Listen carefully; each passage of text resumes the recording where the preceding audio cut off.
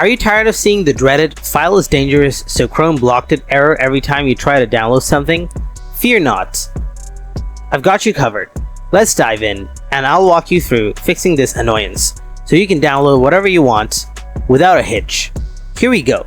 To kick things off, fire up your Chrome browser on your computer. Then up in the top right corner of the screen, give a click on that three-dot icon.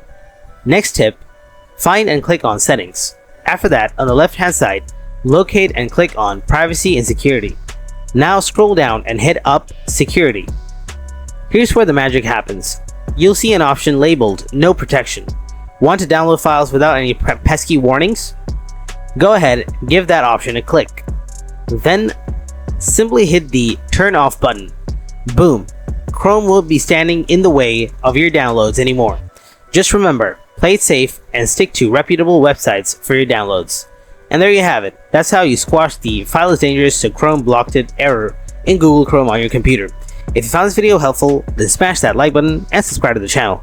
And if you have any kind of questions, then please ask them in the comment section below. Thanks for watching.